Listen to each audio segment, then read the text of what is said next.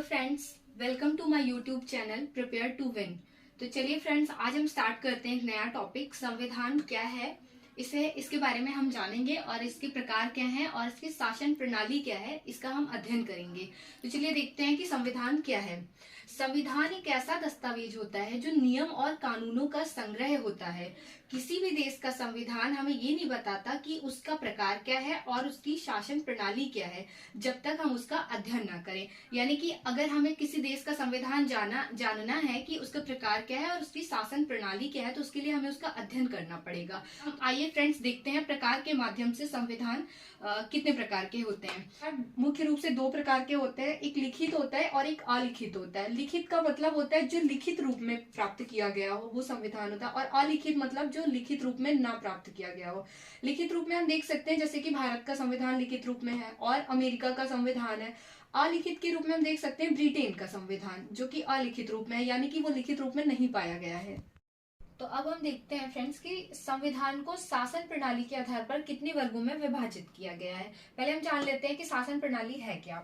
शासन प्रणाली उन मापदंडों को निर्धारित करती है जिनके तहत प्रबंधन और प्रशासनिक प्रणालियां संचालित होंगी, जैसे नीतियां बनाना, शक्तियों का बंटवारा करना और फिर उसका क्रियान्वयन किस प्रकार से होगा। ये सब शासन प्रणालियों के अंतर्गत आता है। अब हम उनके प्रकार को देखेंगे, जैसे कि राजतंत्र, गुटतंत्र, तानाशाही और लोकतंत्र। राजतंत्र क्या होता है?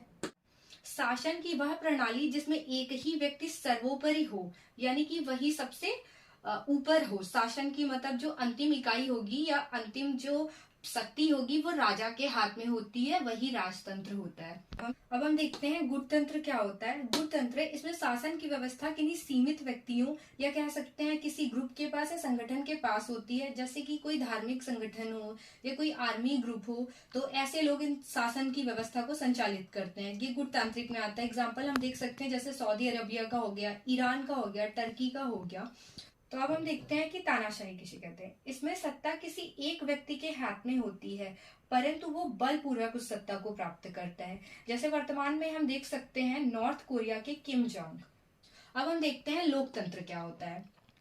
इसमें जनता के लिए जनता के द्वारा निर्वाचित सरकार होती है, यानी कि जनता के द्वारा चुनी हुई सरकार आती है जो कि शासन को संचालित करती है।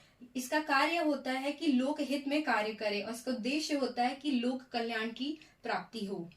Thank you for watching. Please like and subscribe and share.